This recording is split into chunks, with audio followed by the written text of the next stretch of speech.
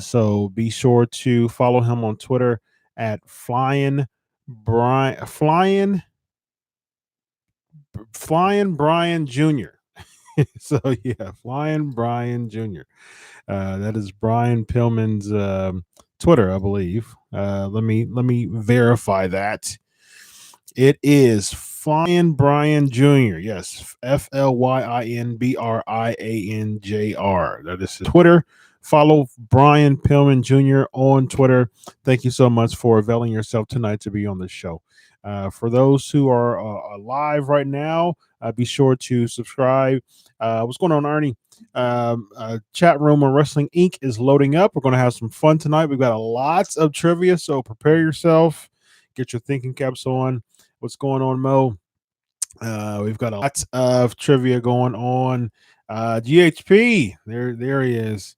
Krista, hashtag Krista Historian. I like that. I like that. Yeah, I love my wrestling, man. It's good stuff. Peter, hashtag Krista Historian as well. I guess that's a running hashtag going on. So I'll take it. I like it. It's cool. We're gonna have some fun tonight, everybody. We got some money in the bank.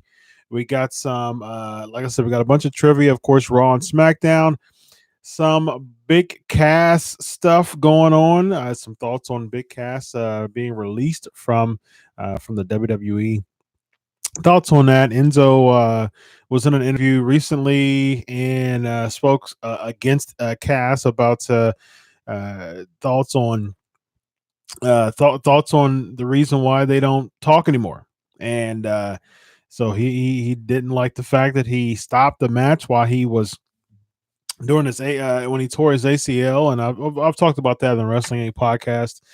And it's crazy to me that if you have beef with someone who just literally can't wrestle anymore, and you can't get back in the ring, and for some reason that causes beef. So quite odd. I've talked to some people, and they just think it's really crazy. So they just think it's crazy for someone to get upset about not being able to. But we got some Big Cass to talk about because obviously he's not innocent as well. He was very innocent going into this weekend, but he's not as innocent as we thought he was, based on the fact that he is fired from WWE. So yes, let's get right into it. We're gonna have some fun, ladies and gentlemen. Without further ado, the co-host with the most, Evan Tech, proud from Under the Mat Radio. How are you tonight, sir? Doing good, brother. Sorry, I'm currently getting to school, but I'll be leaving on shortly on my way home. But I'm doing well. Big Cass being featured in David, but still burns. Ernie says, "Nice Vince impression. Thank you very much." I'll say that again. Big Cass, you're fired. All right. I wish him the best in my Johnny Laurinaitis voice. I wish you the best in the future endeavors. People power. All right. So, ladies and gentlemen, let's get right into it with the trivia.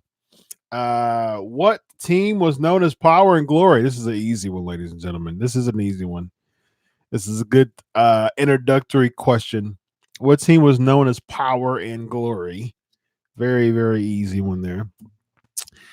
How do you spell that? Fire. It's F-I. That's how you spell fire. Fire. Good job, Peter. Hercules and Paul Roma. Hercules and Paul Roma. I was a big Hercules mark when I was a kid. For some reason, there was something about Hercules that I liked so much as a kid.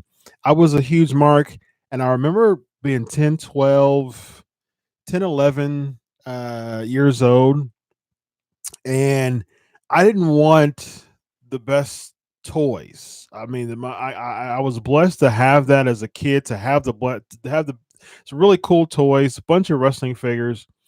But what I wanted more than anything as a 10 or 11-year-old kid was a chain. I wanted a chain, and I wanted a chain to go outside to swing around like Hercules. That's a true story. True story. 10, 11 years old. I wanted a chain to swing around in the backyard like Hercules because I was such a Hercules mark that a chain was the best toy I could have. And I got my chain, and I marked out when I got my chain, and I swung that chain around the back in my backyard. And it's funny because I have no idea how I got a chain at 10, 11 years old, but but I got the chain. I got the chain, and I swung the chain back in the backyard, and I thought about Hercules music, and I loved Hercules music too. I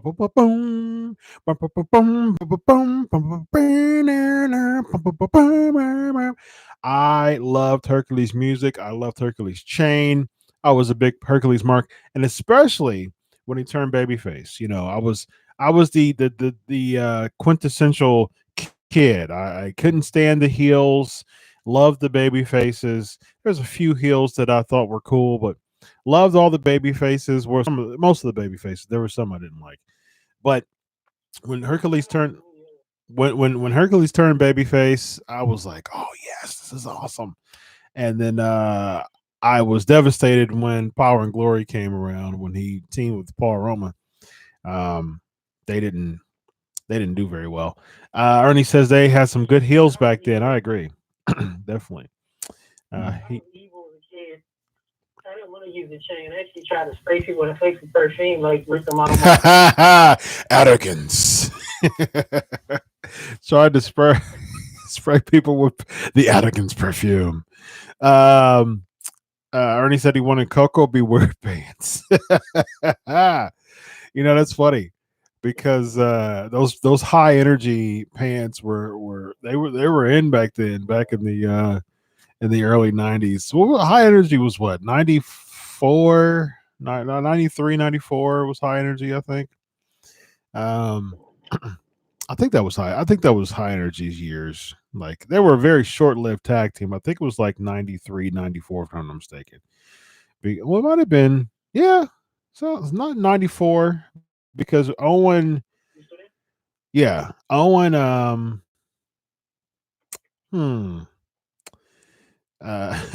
just want abs like Finn Balor. Hey, you know what though? Carl Anderson. Yeah, Carl Anderson is starting to get him. Starting to get him. Abs Anderson is his name now. I remember Carl Anderson. He's always had a pudgy build for. I mean, he hasn't been. He was never ripped per se. Yeah, he was never ripped per se, but man, he's he's had a gut. And in Japan, he had a gut. It wasn't terrible, but he had a gut when he was in Japan, but in ROH. But man, he is in phenomenal shape now. Abskis, yes, absolutely. Anderson is a star. I just got a source here. Got a message on Big Cass.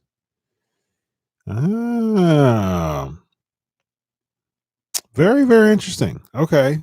Just got some breaking news from a source about Big Cass's firing. I'll go ahead. I'll report that soon. So be sure for that.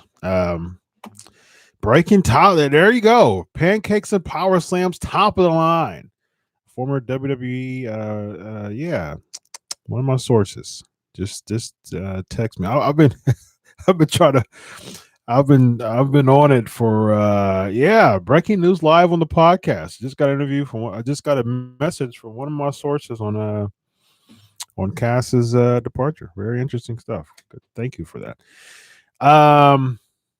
TNA going to pick up Big Cass real quick. Yeah, certainly. Especially since Lashley is gone. I can certainly see that. I can certainly see Big Cass being an impact for sure. I don't think he, I don't think him and I don't think wrestling is behind him, and I don't think he's going to have an issue with finding dates for sure.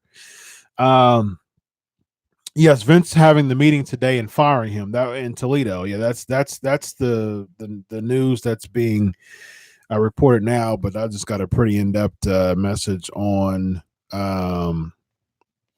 why he was potentially gone. Yeah, getting too comfortable and forgetting his character is fake, combined with someone else who forgot that their gimmick is fake, getting offended. And there's a lot more, but that's the gist of it. Is what I just received. So, very interesting. He really wasn't going into detail. It was a lot of stir. I've seen a lot of heat backstage. A lot of people wasn't really keen to him as a person, especially doing catering.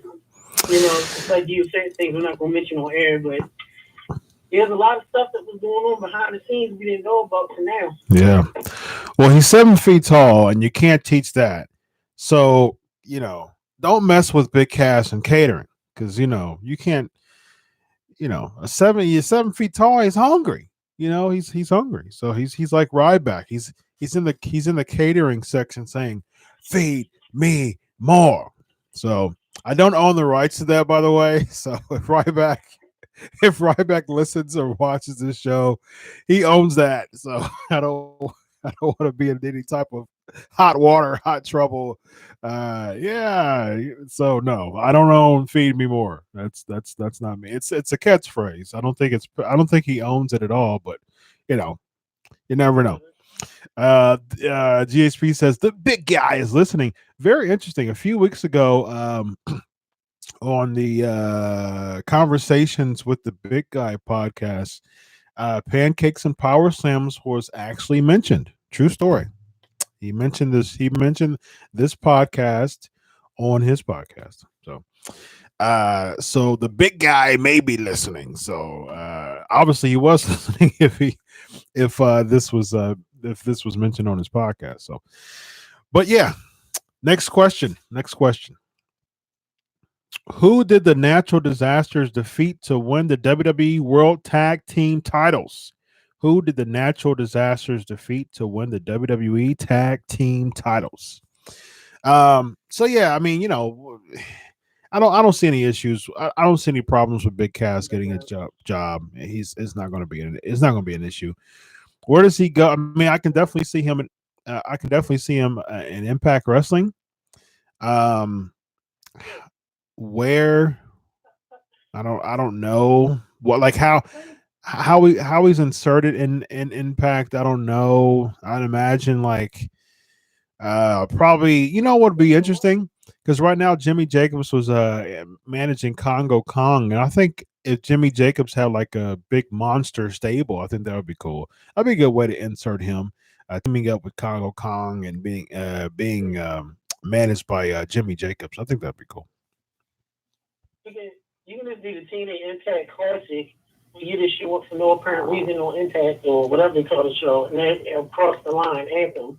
And they had no reason to be there, and they show up standing there with the microphone, and then they'll just find a way to use them. Then, Impact like 7 people they be that way. They just show up, cross the line, stand in the ring. Yeah, cross the line.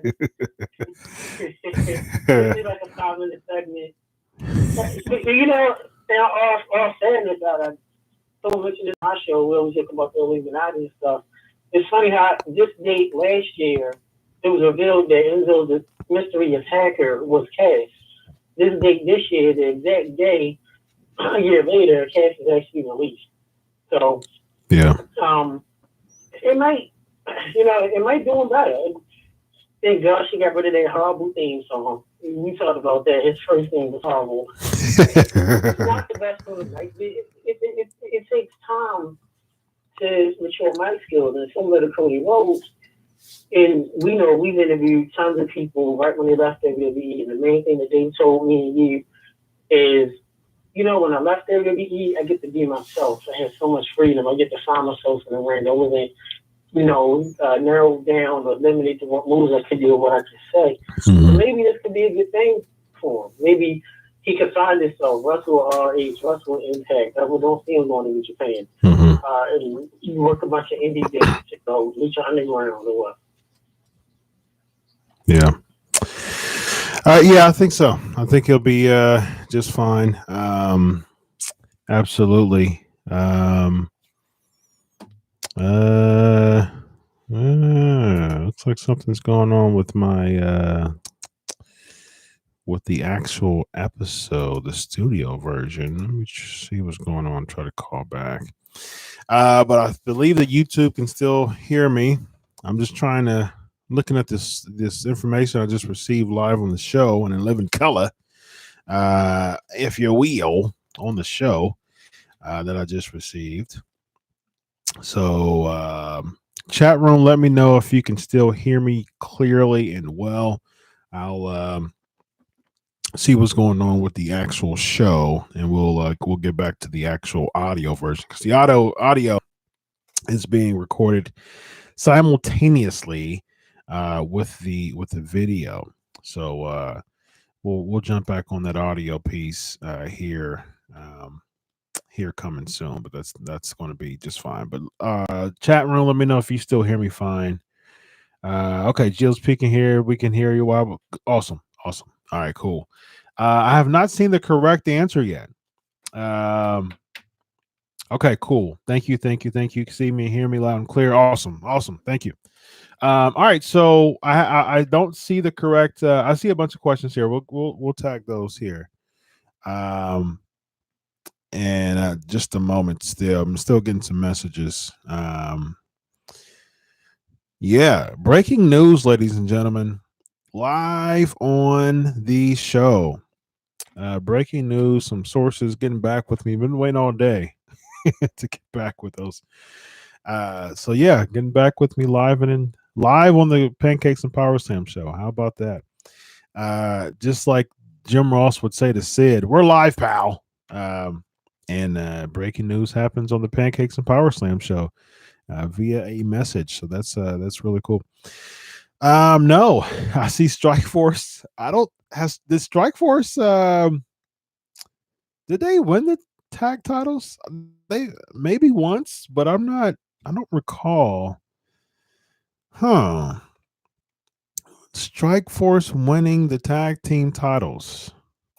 I do not recall that. Honestly, I don't recall Strike Force winning the tag team titles. No.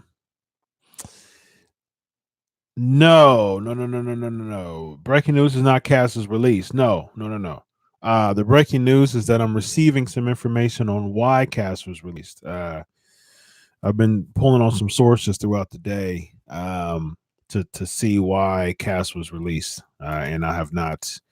And I received the message while on the show now, so that's the reason why I'm looking. It was long. It was a long message that I just said a snippet of it just a few moments ago. So did I stump the chat room for the first time? The chat room has been the pros at getting at answering these trivia questions. But I see Legion of Doom, Beverly Brothers, Strike Force, Rockers. I don't see the correct answer. So I think I might have stumped the chat room for the first time in a number of weeks. The chat room does not know the correct answer to the answer to the question. And that keep guessing. Let's see.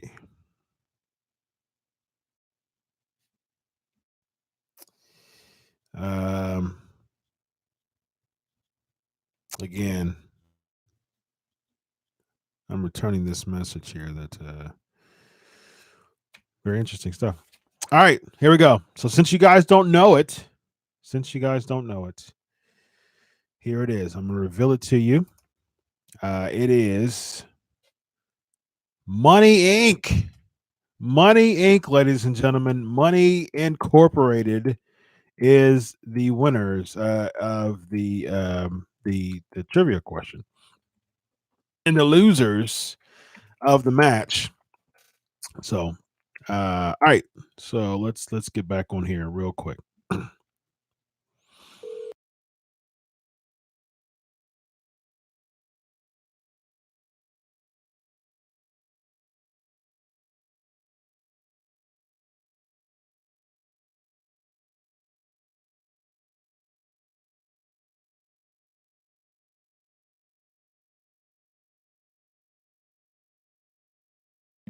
Okay. I think we are all set everywhere now. I think the audio, yep. Cool. So the audio's back up. The actual audio version of the podcast is up too. Video chat, let me know that you still see me and hear me live in the living color. Getting funky like a monkey. Give me some affirmation that you still see me and hear me. Let me see what you. Okay, cool. Still see me.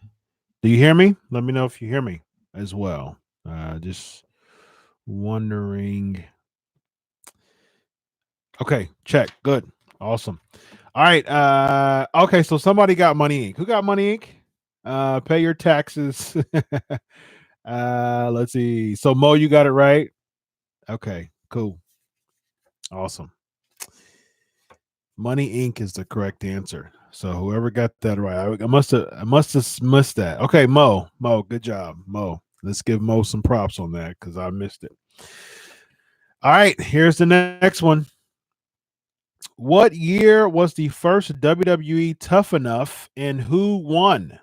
What year was the first WWE Tough Enough and who won? Already. 2001 is the correct answer. Yes. What's the next part of the answer? Who won? Maven.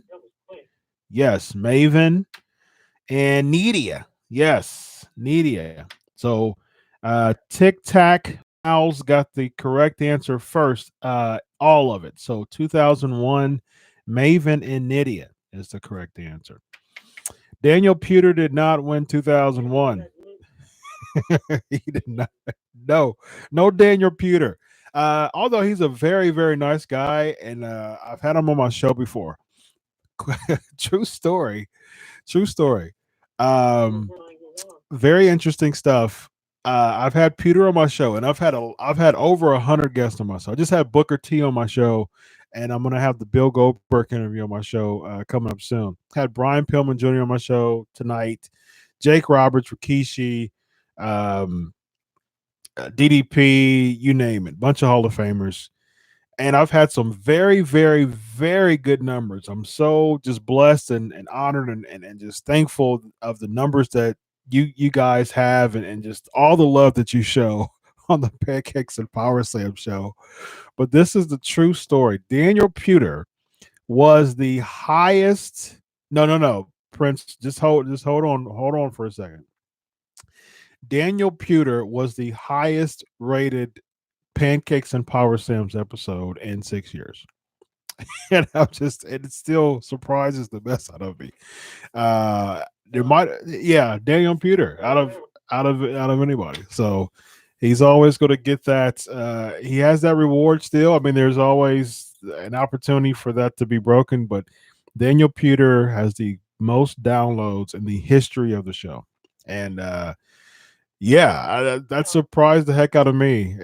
I mean, he did share a lot about Kurt Angle and WWE and things like that, but I brought a bunch of people following their releases from WWE, like Elijah Burke, Brad Maddox, Jack Swagger. There's a lot of other people I brought right after they got released from WWE, and those are really high. I mean, weekly, I'm thankful. Weekly, the episodes are. I mean, downloads are great. But some of the biggest ones are the ones who just recently got released from WWE, and Daniel Pewter for some reason, and Daniel and I still keep in contact. He sends me emails and things like that. So, is it true that Big Cass signed with TNA? No, I wouldn't say that he signed with TNO. It's usually 90-day no compete. So, 90 days. you know, yeah, that's if he signed with TNA right today, I think that would probably be a breach. So he probably can't. I mean, I'm sure he will sign with TNA, but I'm sure that he won't. Uh, he can't. I mean, he can do indie stuff, but he can't do anything television wise within 90 days. What about our wrestling Inc. partner Matt Morgan on Tough Enough? Yeah, the Matt Morgan was also on Tough Enough. Absolutely. Yeah. Big casserole. Oh goodness. Oh no. Yeah. It's not bragging. I know a lot of times you hear Featherstone saying to me about our guests on the show. It's not really bragging. It's just the way our line of work is called marketing. That's right. People saying the guests that you've had know it's legit. The guests I've had is legit. It ain't like having a podcast. Yes. It's easy to open up. Very true. Keeping it going for 4, 5, 6 years. I'm just sitting with you, Prince. It's all good. Here's what it is for you. I like you not the highest rated show I had for 5 months. And listen to this name, guys. Jesse Neal. Jesse Neal. I've had him on the show too. Yeah, that's a very interesting blast from the past. Yeah. Very surprised for 5 months. It's Jim Ross overtook that. But sometimes you just never know. Sometimes yeah. You just, wow, okay. That's true. Yep. Never know. So I've been wanting to play this clip for quite some time now, and I'm going to do it right now. Here we go. You want to play 21? I got 22. That's right, ladies and gentlemen. You want to play 21? I got 22.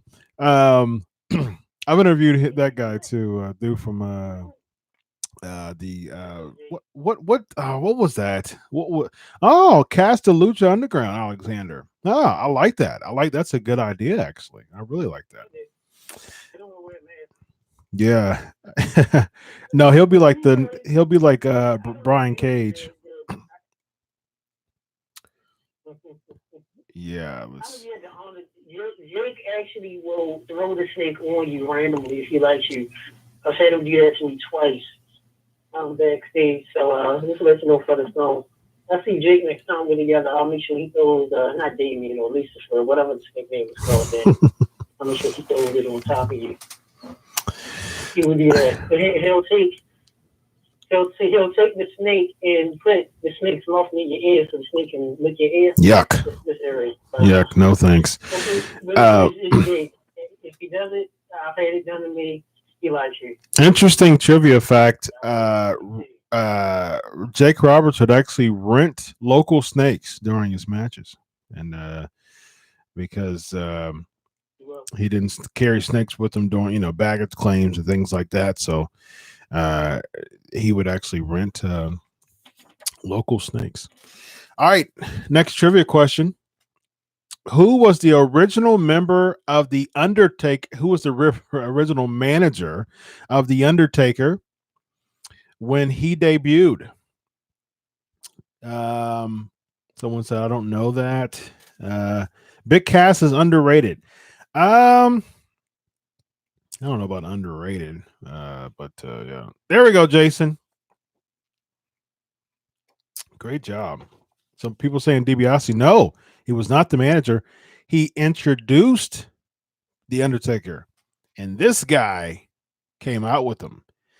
I love you, brother Love. I do it for you, ladies and gentlemen. Yeah, brother Love. We actually talked about that. Raj and I interviewed him on a Wrestling podcast on a Wednesday last year or earlier this year, some day. And we talked about the Undertaker, and he said very interesting stuff. He said that the reason why he stopped managing the Undertaker was because he was like Vince's right-hand man. That's the reason why something to wrestle with and something else to wrestle with is so huge and it's such a huge and amazing podcast. But he was talking about how he was told by Vince McMahon, so either you're going to have you're going to be either an agent or either a producer role, or you're going to be talent. You're going to be a manager because I need you in the office, and the Undertaker travels, so either travel with the Undertaker or stay in the office. So he decided to stay in the office, and Paul Bearer, they looked for a manager, and they were scouting, and Paul Bearer was he applied and he looked the part, and voila, there you go. GHP has a trivia question for me. You know what? I think we're going to bring this back. It's probably about 2 or 3 years ago. I used to have a segment called Stump the Host, and I would have just the who was known as the historian of Wrestling Inc. Pancakes and Powerslams. That's a fun trivia question. I would say Chris Featherstone. Is that the answer, GHP? But yeah, so Stump the Host, and so I would have the whole segment. I would have throughout the show, I would take questions from the live listeners, and this is probably about 3, maybe 4 years ago, maybe 3-4 years ago, and I would take questions throughout the show from live listeners, and I would answer them, and so yeah, so I think I might bring that back. So good stuff. I win. Who drove the white Hummer? Yeah, who drove the white Hummer? Who raised the briefcase during the match between Steve Austin and the McMahons? Who rose the briefcase? Who is behind GTV, ladies and gentlemen? Who is behind GTV? That's my Vince McMahon.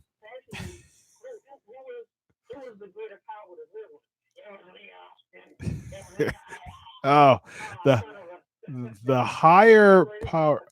Good question, Multi Apples. What is your favorite match of all time? Very interesting question.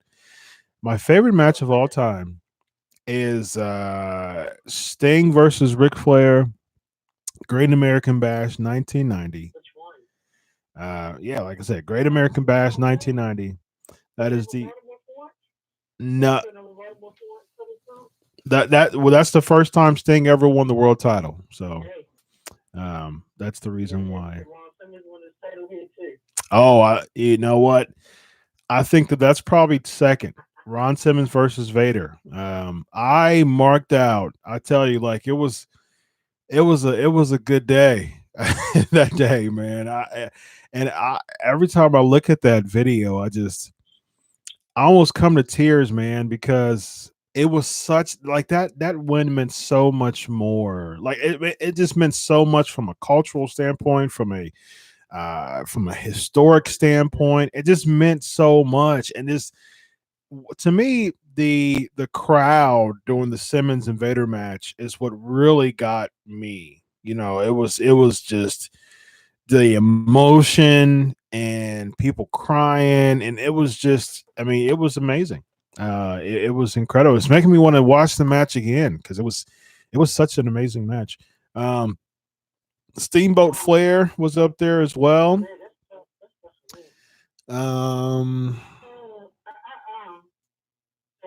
Midnight Express and the Rock and Roll Express. They had a match. Oh, they've always had good matches, yeah. Because Sting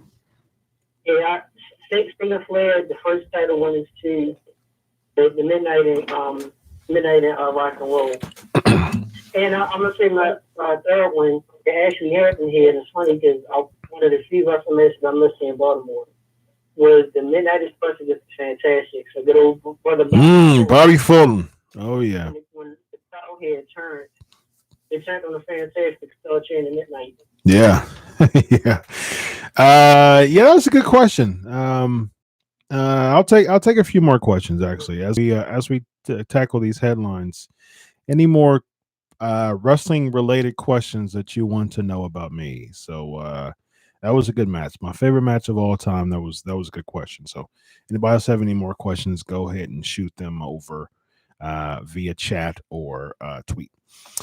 All right, what's next? We got and such a downer. We were such in a high note talking about Ron Simmons winning the the WCW World Championship, and now we got to talk about MSG backing out of their ROH agreement due to WWE communications.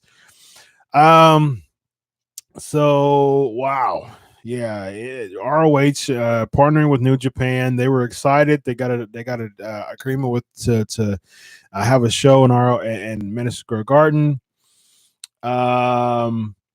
Multi Apples, who's the last WWE superstar to lose to Curt Hawkins? That would be Apollo Crews at a house show. Yeah, spin the wheel, make the deal. Oh yeah, that was a good one. Although, what was your favorite? What was your first live event? Okay, I'll answer that one in a minute. My first live event. That's a good question. So yeah, it's unfortunate that WWE, kind of pulled a Black Saturday again, and man, it's so sad because WWE can, I mean, they can just stomp on the necks of really any company, any other wrestling company. Man, and 16 times. And it's like, why would, I don't know. To me, I know business is business, and Vince McMahon is the shrewd businessman. But it's like, let the company have their show in MSG. I mean, like, they haven't WWE hasn't had any televised events in MSG in quite some time. They used the Barclays Center because of the cost, because it's been very costly. They have live events there, but they don't do the televised production there because it's very costly. So it's like, ROH, just let them have their show there and then negotiate with MSG afterward. But WWE's like, hey, MSG is known for WWE, and so. And then Joe Koff, he talked to he's the COO. He talked to Mike Johnson, PW Insider, and he was just saying that WWE basically pulled the rug under them, and unfortunately, MSG is saying that ROH they're not eligible for dates anymore. So it's it's some shady stuff, man. Someone saying I don't blame them. WWE has the money and the influence, but here's the thing, and it's like, I get it. I get the Black Saturday thing again. If people don't know what Black Saturday is, back in '84, I believe it was, Vince purchased. Okay, so Georgia Championship Wrestling was real big in '84. They had the spot on TBS. So one Saturday night, it was in '84. Vince McMahon purchased the time slot for TBS instead of Georgia Championship Wrestling. The guy introduces Vince McMahon, and he hosts, instead of GCW, he airs WWE content on the GCW slot on Saturday night. And wow, that was 2 years after taking over WWE. So he was about his business, trying to expand his territory, and a lot of people didn't like him because of that. So it's unfortunate. I'm a big fan of the underdogs, man. I want ROH and New Japan to thrive, and because WWE needs competition. The Monday Night Wars is some of WWE's best time because they had competition. So it's unfortunate. Right. 83 weeks. I don't get why they did it. Yeah. I mean, I know it's a territorial thing and it's a pride thing. MSG and WWE's house. WWE barely runs pay-per-views there. It costs so much money to run TV. But it's like, it's not like WWE paying for money. You're doing all these shows in Saudi Arabia. You're Right. doing a show in Australia. They're still talking about doing the show overseas in the UK. It's like, come on. What would Ring of Honor really do to hurt you? Nothing. Nothing at all. Let them have a show there. Right. Just like Jason's. Right. Jason said, "Dude, you won. You're the top wrestling company in the world. Chill out." Yeah, that pretty much says it right there. So far, yeah, that says it right there. So, I want to answer. I'm going to go back to this question that someone asked me. Favorite live event, or first live event. I think it was like 90, perhaps 91. Yeah, I think it was 91 because Piper was IC champ, I believe. And that was in the Columbus Convention Center here in Columbus, Ohio. So, yeah, that was 27 years ago. That was my first event. I believe it was 91 in the convention center. Let's see what we have. Velvet people talking about Velveteen Dream. There was another question I see here. I'm sorry, there's a lot of comments here. Okay, here it is. Besides Velveteen Dream, Jerry's asking this: which wrestler's character has potential to be the next big thing in WWE? Character-wise, character-wise, that's a good question. Character-wise, the most potential, I think, said other than Velveteen Dream, because that would have been my hands down, without a question, number one answer. Dream is absolute money. One of my favorite characters going on right now. Best potential based on what I see now, character-wise. People are saying EC3, but you know what's so funny? I've never been very big on EC3. He just kind of works. He just looks stiff in the ring when he works, and I mean he's over. Don't get me wrong. You know he's over. He's worth. That's worth acknowledging. The dude's over. But you know, versus the world. Yeah. Say Ricochet.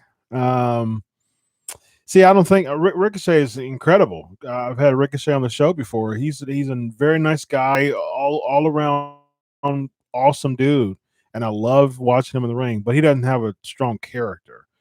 That's a good one. Ciampa, certainly.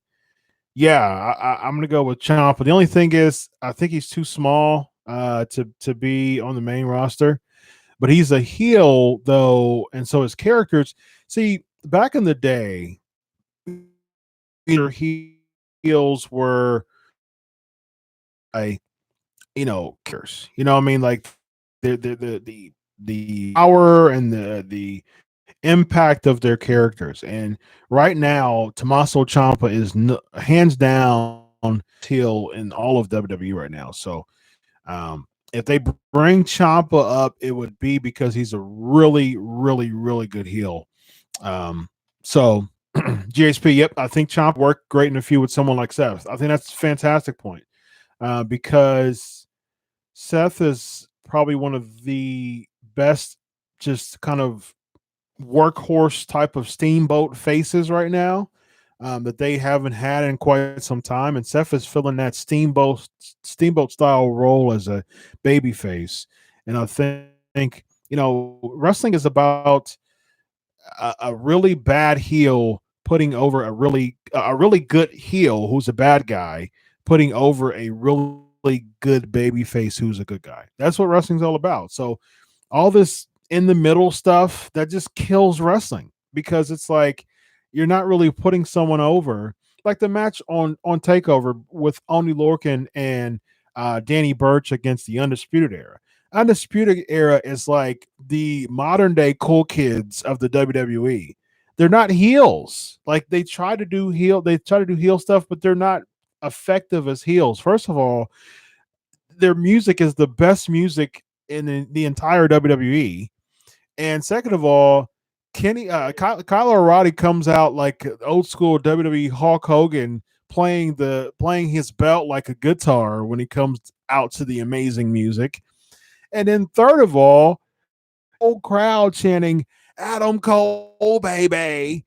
And it's like, you're not heels, you're cool kids. Like it's like people want to be like Undisputed Era. It's four grown men hanging out with each other, having fun, and champions. Like, how is that a heel? It's people want to be that. They're like the cool kids of the WWE. So I don't see any heelness about Undisputed Era. I think this is what I think the Undisputed Era should do, because first of all, they're not heels. They try to be heels, but they're people like them because of the aforementioned factors. What they should do is the three members of Undisputed Era, which would be Kyle O'Reilly, Bobby Fish, and Roderick Strong. I think that they should turn on Adam Cole. I think that Adam Cole, he's the face. They love him. And I think that they would get, I think without Cole, Undisputed Era would get booed. But with Cole, they're getting cheered because Cole brings the cool kid factor in Undisputed Era. So if the Undisputed Era turn on Adam Cole, first of all, that would make Adam Cole like the biggest babyface other than Johnny Gargano in the WWE and NXT. And that would make Undisputed Era some really, really good heels, because they have the potential. When Fish and O'Reilly was in ROH as Red Dragon, they did they were fantastic heels. They were getting booed. They were really, really good. And Roderick Strong, when he was with with Truth Martini, the House of Truth, he was getting some really good heat too. So they have potential to get really good heat, but they're with Adam Cole, so it kind of makes it very hard. If they just go ahead and let Adam Cole be a baby face and let the other three turn on him. See, here's the thing. I would even do this. If they want the Undisputed Era to be a four-man group, and this is one of the headlines too. We'll go into this one real quick. Mike Kanellis, he tweeted that he wouldn't mind going to NXT just to get some airtime because he's gotten into really good shape. The last time we saw him, he was struggling with addictions and his body was not good at all. But he's gotten into some really good shape, but the WWE just won't give him any airtime. And so I think, to me, here's what I would do. I would have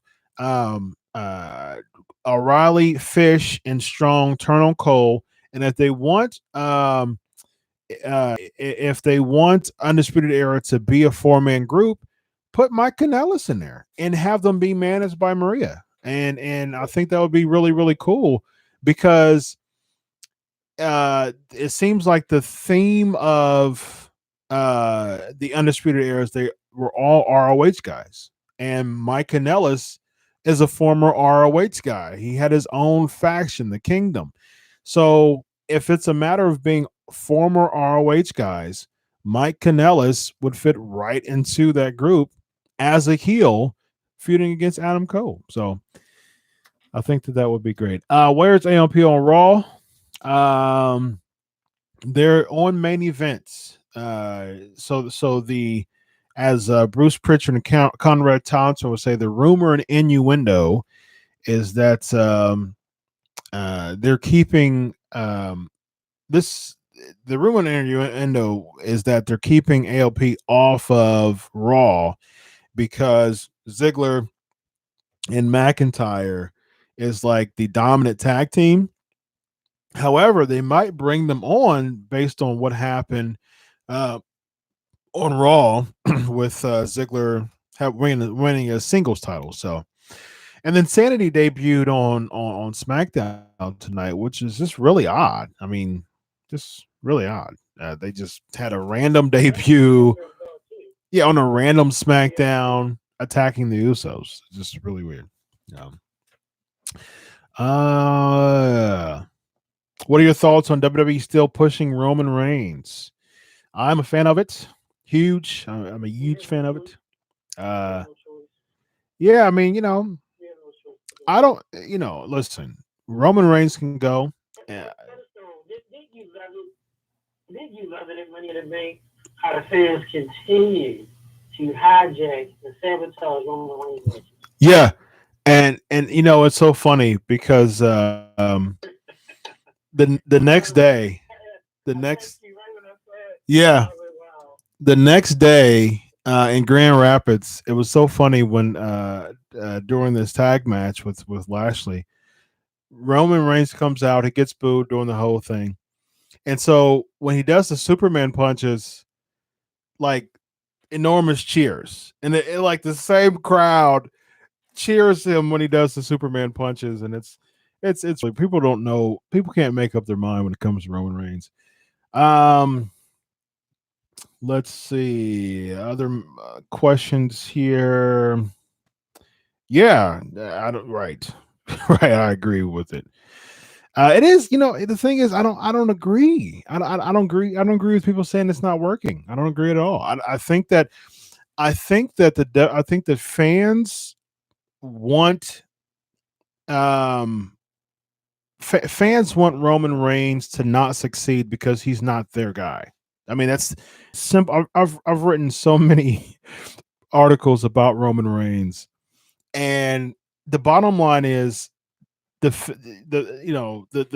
small the portion of WWE fans who are marks regarding Roman Reigns, he's not their guy. He and because of that, they're going to boo him because he's not their guy. Nothing about Roman Reigns because he's put together. He had a 4-star match, and this is based on Meltzer's ratings. He had a 4-star match at Extreme Rules a few years ago against the Big Show, ladies and gentlemen. A last man standing match against the Big Show, 4 stars. And it's like, you can't, there's much respect to the Big Show. He's a legend, shoe-in Hall of Famer, 100%. But there's not many people who can have 4-star matches against the Big Show. Yeah. So, yeah. Tell you now, the last 5-star matches Big Show had. Roman Reigns, he had that great structured match against Baby Brock. He had that good match with Sheamus. Remember, they hit the feet on SmackDown over the goal kick and the knockout punch. Yep. That's about it. Yeah. That's really it. Absolutely. He's not awful, but Alexander saying he's not awful, but WWE needs to stop it. Give someone else a shot. See, he's not a title in claiming him to be. He's not won a world title in over 2 years. His last world title match is when Seth Rollins beat him at Money in the Bank, and the same night that Dean Ambrose cashed in. So that was 2 years ago. And so, there's not much you can say about that. Right, exactly. Exactly. How was the WWE pushing Roman Reigns, and he is going against Jinder Mahal, ladies and gentlemen? I mean, are we understanding that? Are we understanding the fact that we're saying WWE needs to let Roman go? WWE is booking Roman Reigns in a mid-card match against Jinder Mahal. So your argument of saying Roman Reigns is getting pushed and let it go and stuff like that, it holds no weight because of what happened at Money in the Bank. So it just there's not much to say about that. Absolutely. My problem with Roman Reigns is the fact that WWE claims it listens to their fans, but the fans continuously boo him. But here's the funny thing about Roman Reigns. Go to any websites. And listen, I've been a journalist for quite some time, and for many websites. And you go to any website, and the biggest amount of comments and the biggest amount of views every single time goes to Roman Reigns articles. More tweets interaction, more social media interaction. WWE looks at that stuff. So it's interesting for the people who don't like Roman Reigns. Here's the thing: for the people who don't like Roman Reigns, my word of advice is to not do anything. Period. Because booing, interaction, all the social media interaction, all the digital media interaction that Roman Reigns gets, all the merch. He was last year going into WrestleMania, he was the top full-time merch seller going into WrestleMania season. So it's like, okay, don't buy his merch. Don't give him any type of reaction. Don't go to the comment section and just trash him on any type of articles. WWE looks at all of that stuff. So yeah, it's really weird. Very, very, very weird there. Yeah, people will always react to him because he's polarizing, and that's what the WWE wants. So here's the next question. John Cena versus R-Truth headline what pay-per-view in 2011? John Cena, GHP. How about that, man? Okay. You guys are GHP. See, yeah, that's right. See, Jerry, I'm gonna give Jerry the cred for that because GHP said Capital Combat. That's an old school WCW pay-per-view. It was actually Capital Punishment. Yeah, Capital Punishment. That is the only time in wrestling history that someone has been knocked out cold by a water bottle. Yeah. Yeah. Yep, that was in DC. You remember that? Yep. And it was room temperature. See, I'm a fan of R-Truth, man. I'm an R-Truth guy. That was his only main event. He main evented the tag match with Miz against Cena and The Rock at Survivor Series, but that was his only world title. Yeah. Yes, Evan, the co-host, Mo is asking you, I think you're on the chat line too. He's asking you if you went to Capital Punishment because you're from Baltimore. So, yes, I was there. Yes, he was there. Mo was there as well. Yeah, that was bad.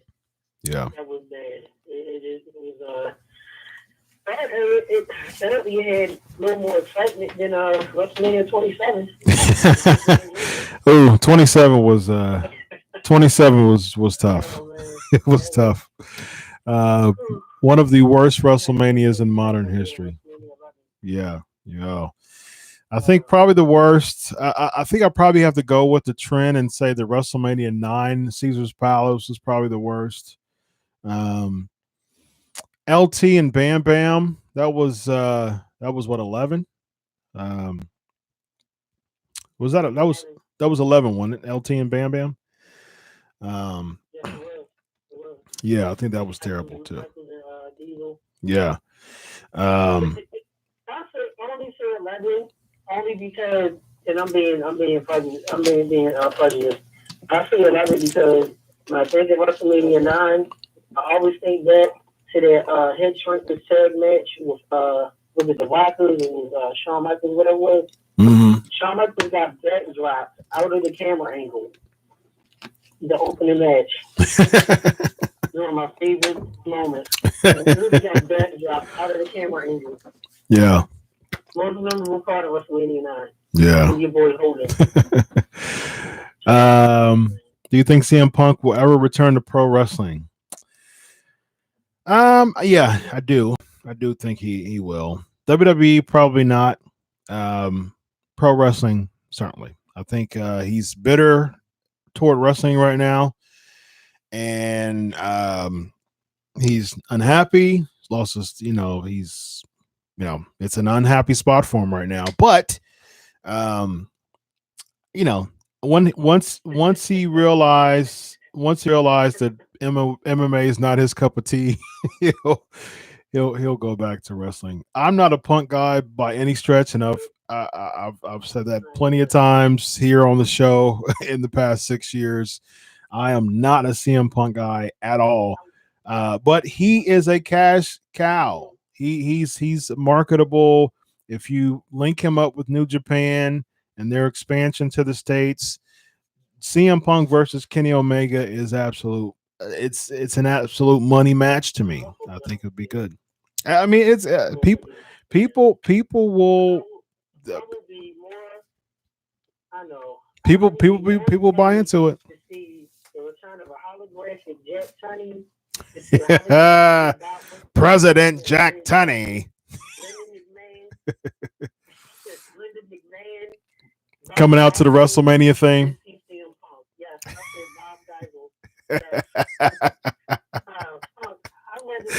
Bob Geisel. Bob Geisel. Yes. I'd rather see David Crockett come back and co-host with Tony Schiavone on the NWA World Championship Wrestling episodes. David Crockett was I would love to bring him on the show. He wasn't a very good co-host, the color guy. He would be like, "Oh, wait a minute. There's midnight. Oh no." So yeah. He was not a really good color guy. So very interesting there. Having some audio stuff again. All right, so we'll get finished on that as well. Here's the next trivia question while we get the audio stuff. Anyone here watch MLW?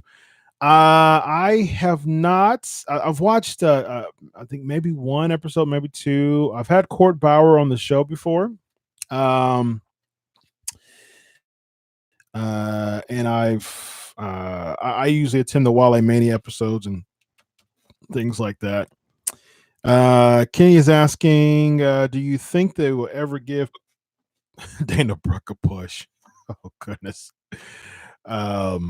That's a hard and fast no. And the sad part is she's an Ohioan.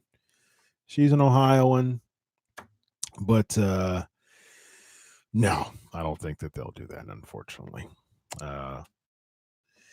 Dana Brooke, I think the problem with Dana Brooke is that they pushed her way too fast, and she's one of those people who I like her as the statistician role in Tutters Worldwide. I like that. That's a good place for her. But she's one of those people who they brought up from NXT way too fast. So yeah. So yeah, it's really, really odd. So we're about to go to the next questions, having some audio stuff again that we'll fix. But thankfully, we have the Wrestling Inc. YouTube page that I have to entertain live and in living color, getting funky like a monkey, if you will. All right, here we go. What character did the Iron Sheik return to? What character did the Iron Sheik return to the WWE in 1991? What character? Okay, yeah, that's yeah. What character did the Iron Sheik return to the WWE as in 1991? There it goes. What character did the Iron Sheik return to the WWE as in 1991? So as we get this audio together, look and see if there's any more questions. MLW, Dana Brooke. Yeah, I was never a CM Punk guy either, but I respect him. He's just stubborn. Yeah, I mean, he's a stubborn guy, man. That's what he's I don't know if it's the straight edge or mentality. I'm not quite sure. I am not familiar with any of that type of straight edge. I've known straight edge people. I've interviewed straight edge people. I don't know if I am totally ignorant to that lifestyle other than knowing their practices and knowing people who live that type of lifestyle, know that I agree with some of the principles of that, but yeah, it can get pretty tough with that.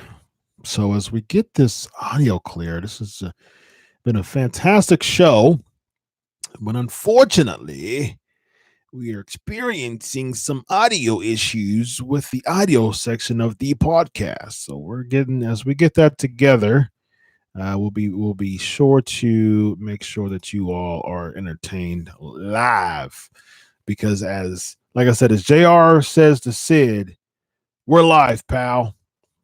So absolutely. All right, so let's see. Can't hear Colonel Mustafa. Good job. Colonel Mustafa. Yeah, Matt Morgan audio syndrome going on. That's funny because GHP, you're a weekly you're a weekly supporter and listener to the Pancakes and Powerslam show. I don't have these issues. I don't have these audio issues at all. But every now and again you get bitten by the bug, and today is one of them. But show must go on as always, and we're going to continue to have some fun on the Pancakes and Power Slam show. And I think that we are actually getting it together now. That's the fun thing about being live. I forgot what show it was when Vince McMahon was live, and the show cut off. All the lights just cut off. And but that's a part of being live, ladies and gentlemen.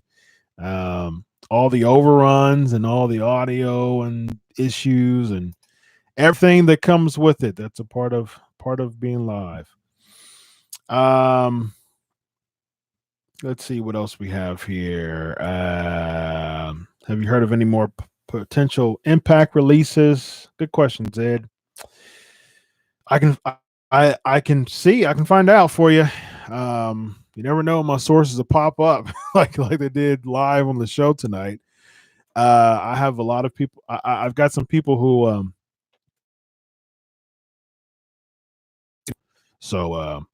so I can find that out for you as far as just if there's any type of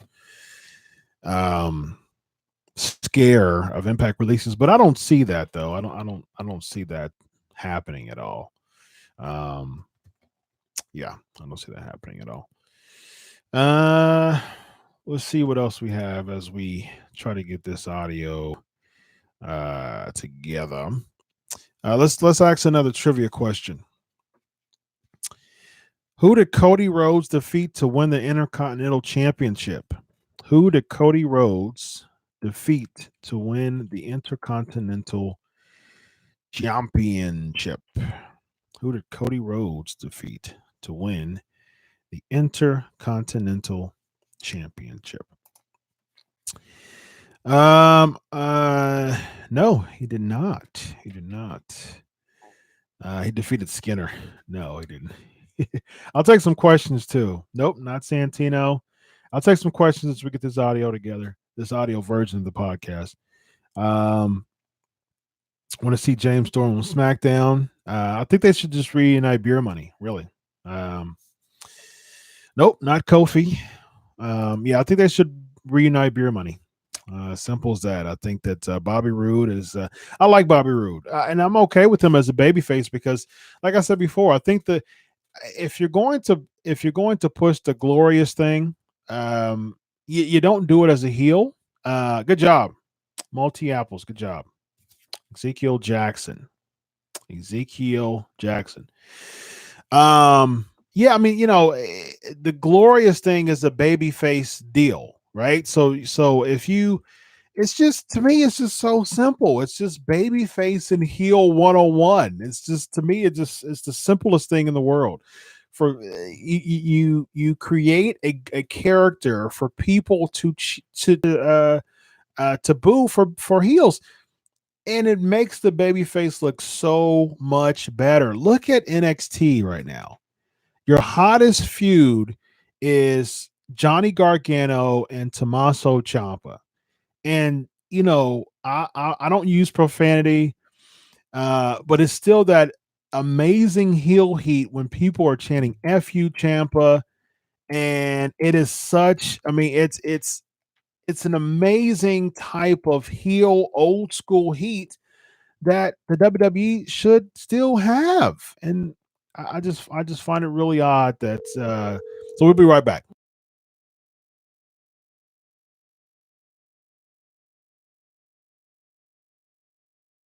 Hold tight. Get the audio together.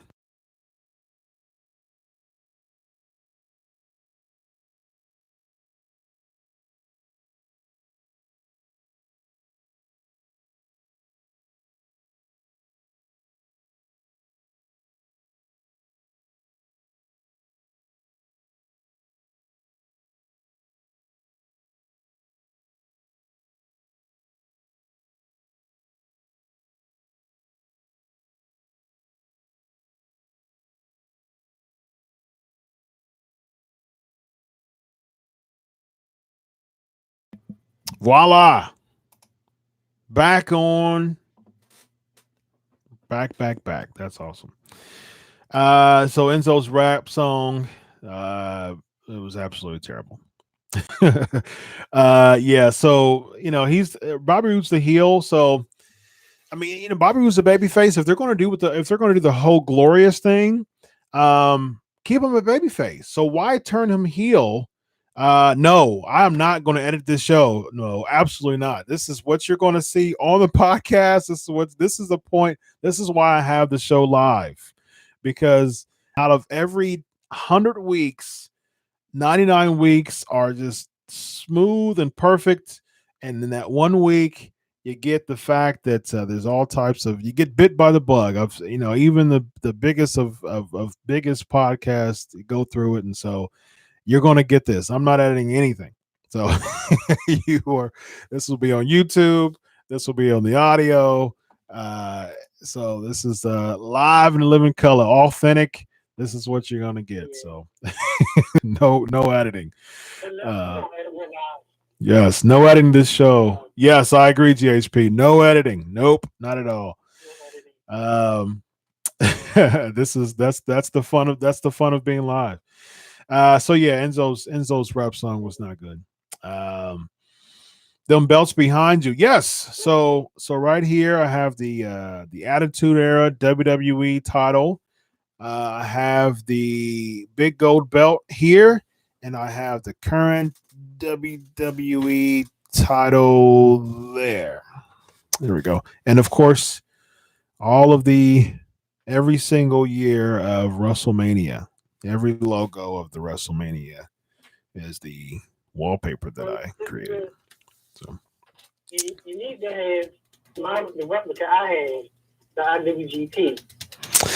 Yeah, I probably wouldn't put that back there just because it's a WWE deal, but I love the IWGP belt. So it's one of my favorite designs. Here's a question for the chat room. Here's a question for the chat room. What rap song was worse? Enzo's rap song, or was it Conan and Rey Mysterio? Wow. I think "Be a Man, Hogan." Yeah, you should add that on there too. Yeah, that's what I said. Be a man, Hogan. Yeah. So let's address these questions here. Chris, Jared's asking, when do you think Rey Mysterio's returning to WWE? They're working on a 3-year deal right now. So looks like it would be probably in the fall for a 3-year deal. So which here's my personal opinion on this. I think Rey Mysterio without WWE is more popular than Rey Mysterio with WWE right now, at least, because right now he was in New Japan, he's of course with AAA, CMLL, and so he's doing some really, really good things outside. And he's being treated as more as a star, Because the thing is, WWE is going to bring Mysterio in, and they're not going to use him as a top guy. I don't see them using him as a top guy, because if we remember, if we remember, Rey Mysterio was teaming up with Sin Cara before he left. Prior to his his last release, he was teaming up with Sin Cara. So they didn't really treat him that well before he left. So, all right. So before we get to the flavor of the week, let's see. We talked about Mike Kanellis, Joe Rogan. We talked about CM Punk. Joe Rogan doesn't feel like he has any physical talent, so we talked about that. Full time, it'll be a full time deal as far as I know.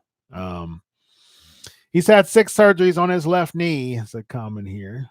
Any more releases coming in the future? No, they used to have their spring cleaning, but WWE's holding off on that because they realize that they're realizing that the indie market and New Japan and things like that, they can certainly they can certainly bring some people in, so they're holding off. They hold off on that. Not much to say about Money in the Bank, really, other than just Alexa Bliss's cash in was good. I think I called that during the time on Twitter. We talked about Roman Reigns. Braun Strowman didn't need the cash. He didn't need the case. He didn't. I don't know why they did that. Raw, because here's a problem with that, man. WWE, man, they better watch out, because Strowman's starting to. I like Strowman, but they're starting to like push him to the moon. So, they're overdoing it. Like that's the issue that I'm seeing now. Like, let it be authentic, but they're just kind of overdoing it. Yeah. People hate me for this. The women's Money in the Bank was not that spectacular. It was okay. Alexa Bliss cashing in was great.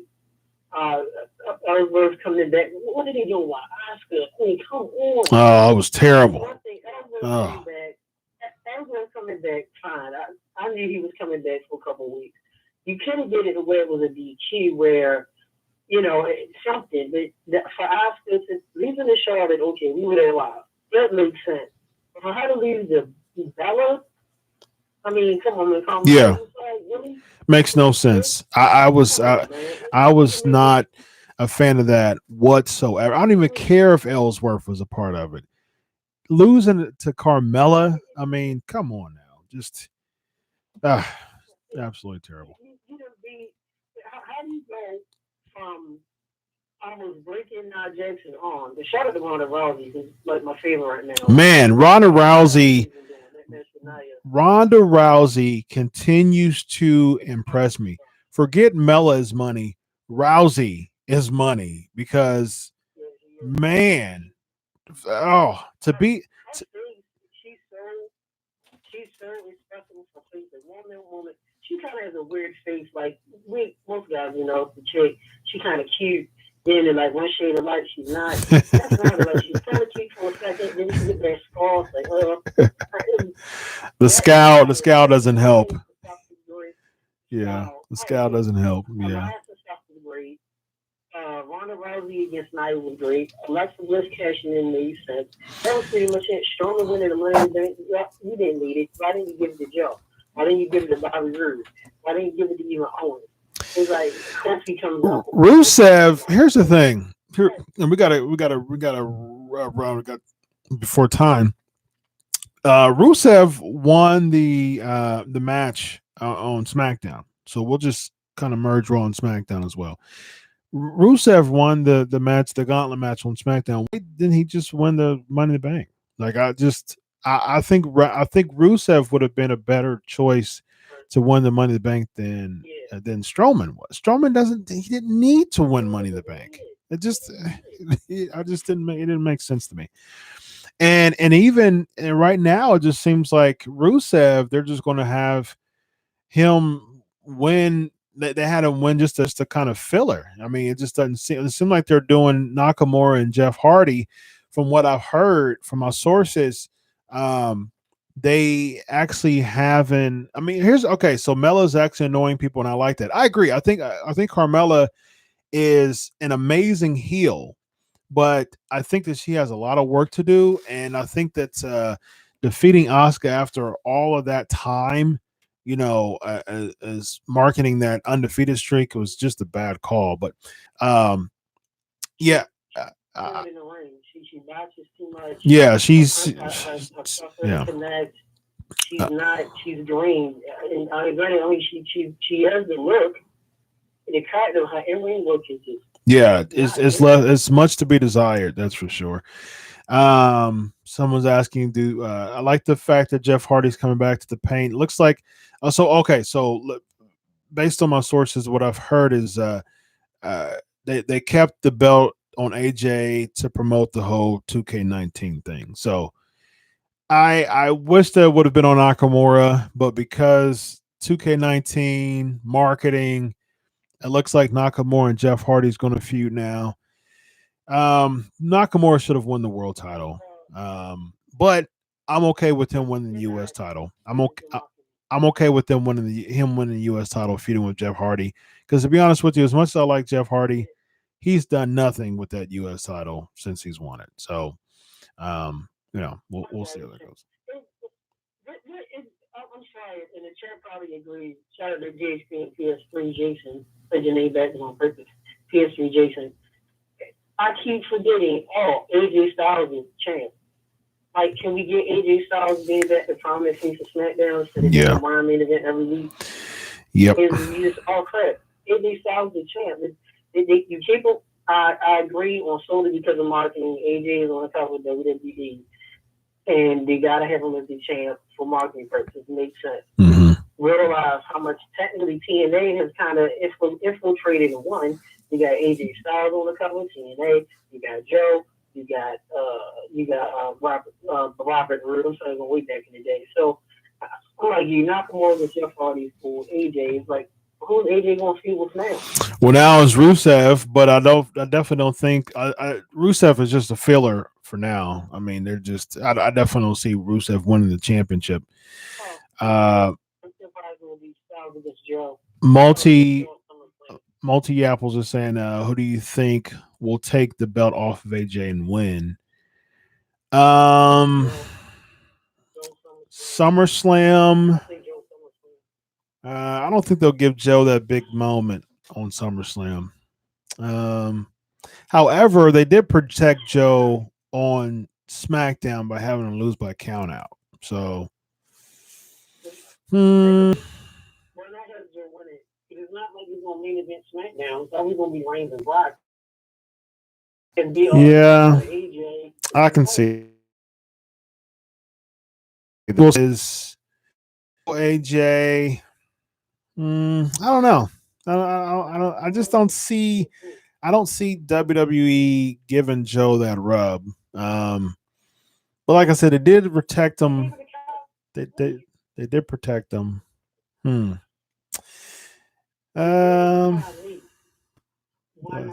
Let's see. Well, that's a whole different story. Khali was just marketing. Yeah.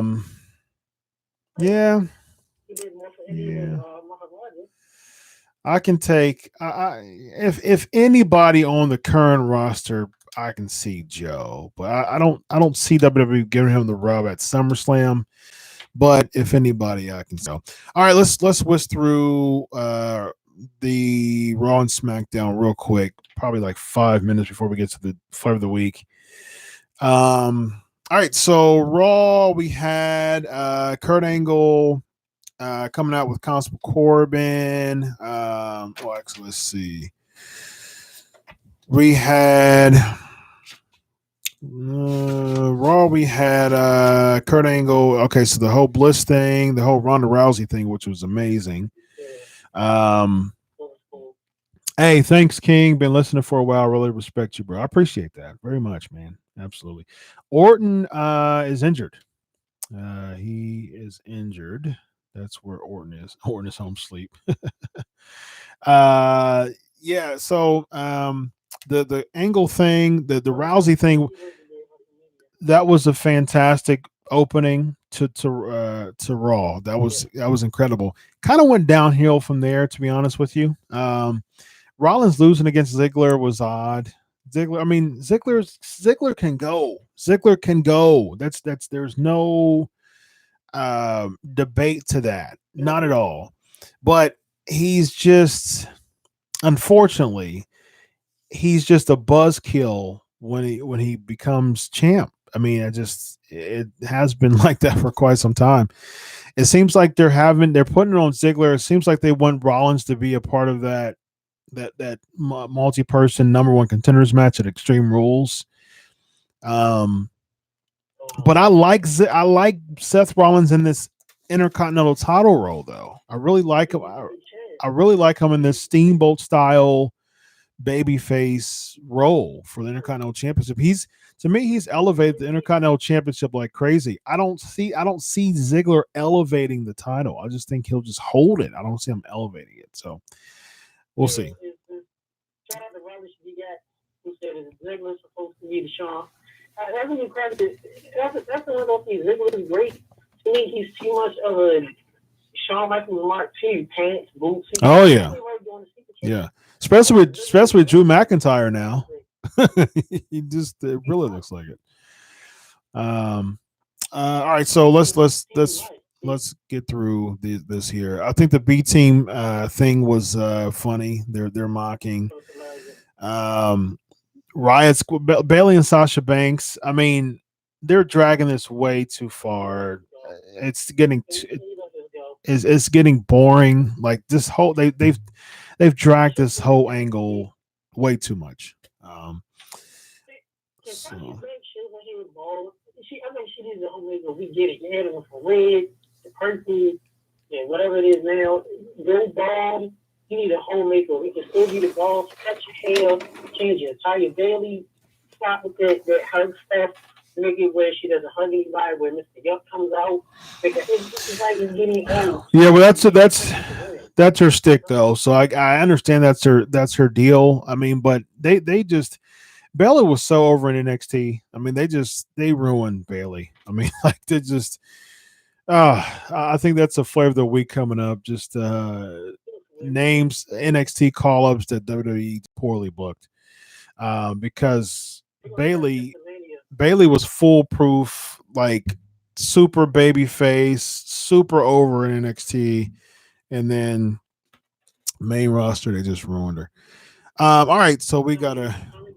The main event was odd. Constable Corbin in a vest. That was odd. SmackDown was good mostly. I'm glad that Becky Lynch is getting some love.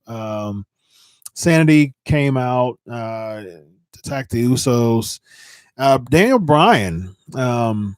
We'll see. Like who will be teaming up with Daniel Bryan? It looks like they're going the whole tag team route with Daniel Bryan.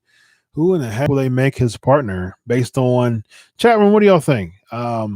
Who's going to be Daniel Bryan's partner to feud against the Bludgeon Brothers? Someone saying Kane, bringing Kane back. Oh no! Especially how Kane looks now, unfortunately. So they made that a running joke where every week Daniel Bryan. You can bring back old legends the way you were having. Oh no! Please no, that would be terrible. Oh, as a matter of fact, yeah, I thought I wasn't going to bring this, but yeah. People saying Shelton Benjamin. I'll be okay with that. What is that with the bar? Like it was so hot. It's like. Becky Lynch got demoted. Now she back. Like she was in the doghouse. She's back. Now you got the bar. Yeah. They're just not. Yeah, they're just not being they're just not. Yeah, they're just like the ALP of SmackDown now. So it's like just not being shown, which doesn't make sense. Well, I mean, the bar is amazing as a tag team, and you're just they still tweet a lot. They were like.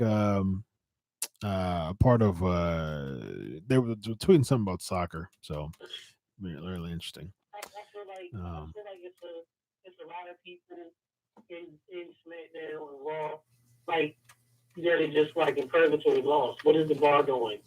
Yeah. What is New Day doing? Is being there? What is Lashley? Ross Lashley. That's the new name. Ross Lashley. I think they're trying to do something with Lashley. I think they're trying to do something with Lashley, which I think that they're trying to get some. They're trying to get some stuff with Lashley. They're trying to, and he's starting to get some pops too. But we got to roll though. R-Truth, I see that on there. That's funny. Here's the next question. Who did Kevin Thorne portray during his former gimmick in WWE? That's the next question there. What do I think about the Iconics? They should have stayed in NXT, honestly. I think they were really good in NXT, but not good at all on the main roster. All right, so let's get into the flavor of the week real quick, and we'll be back. We're going to talk about Big Man, famous failed pushes. We have a few minutes to talk about that. So, chat room, if you can think of people, if you can think of anyone that had failed big man pushes in the WWE, go ahead and let me know your thoughts on that. So, without further ado, let's get into the flavor of the week. We'll be right back.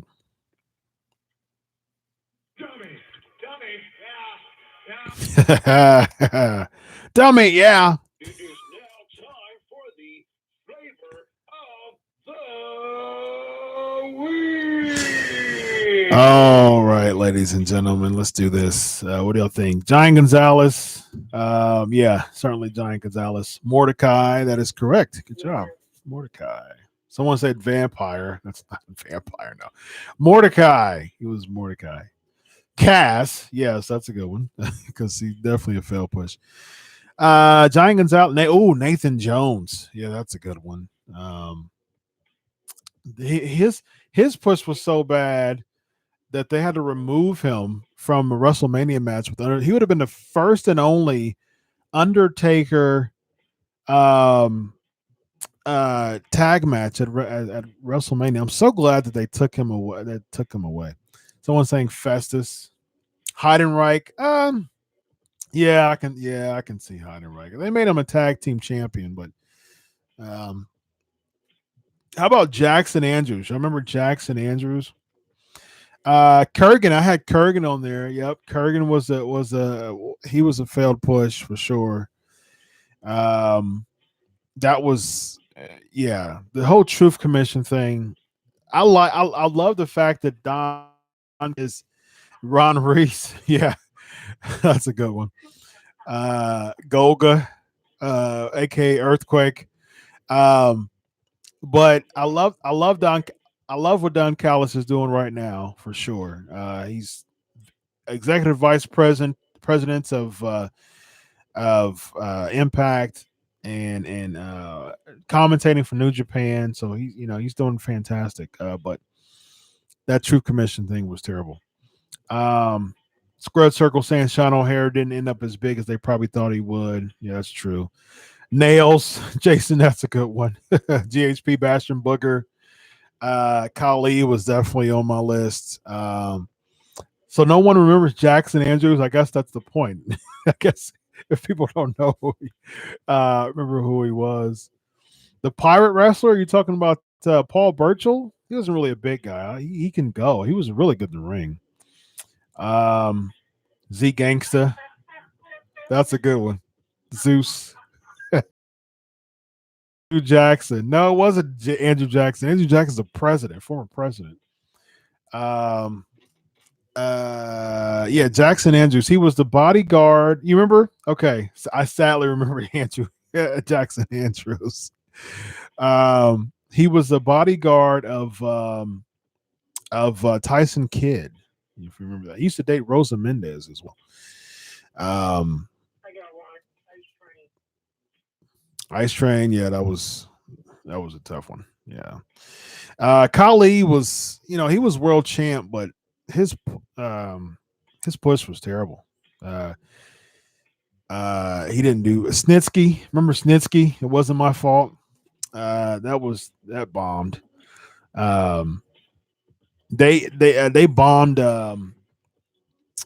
Goodness, Mike Knox as well. Remember Mike Knox? That was a real bad one too. Mr. Hughes, I see Mr. Hughes on here. And the WCW, he was really good. WWE, not so much. I actually talked to Mr. Hughes during WrestleMania weekend. Nice guy. Yeah. Eli Cottonwood. Oh goodness. Eli Cottonwood. I remember him in NXT. His promo in NXT was absolutely terrible. Oh, that's a good one, Squared Circle. Bam Neely. I liked Bam Neely when he was a part of the La Familia. I liked him. But yeah, they didn't do too well. One Man Gang, Brandon says, I disagree with that. Akeem, yes, I do agree with that. They didn't do Akeem too well. Jesus, yeah, that's a good one. They didn't, yeah, not too well for him. Sergeant Craig Pittman, he wasn't really a big guy. I mean, he wasn't considered like a large in life. Brodus Clay, yeah, that kind of went down the tank. Oh goodness, I remember Swole. Swole for the no limit soldiers. Oh wow, yeah, he looked Luther Reigns. That's had a lot of potential. He looked like $1 million, but not so much. They didn't do too well for him. All right, ladies and gentlemen. Oh, someone saying Matt Morgan. Oh. Someone saying Matt Morgan. Yeah, Matt Morgan's a buddy of the show, and he's always on the podcast. I don't know. I think maybe you guys should bring that up to him on the podcast. Does he think his push in WWE was a failed push? Yeah. All right, ladies and gentlemen. It's been a pleasure as always. So much fun as always. You guys are so amazing and so fun. It's always one of my favorite times of the week is to have fun interacting with you all. Wrestling Inc. YouTube. And also subscribe to Pancakes Powerslams on the iTunes page. Give us a positive review there. Download the podcast for future listening to listen to the Brian Pillman interview we had tonight, and this just continue to support the show. Okay, appreciate you all having so much fun with us here in the Pancakes Powerslam Show, episode 325. For all of the listeners, for all the supporters of the show, on behalf of Evan Tech Proud, enjoy your week of wrestling, ladies and gentlemen. God bless, and always remember, I'll do it for you. Have a good night, ladies and gentlemen. Bye-bye.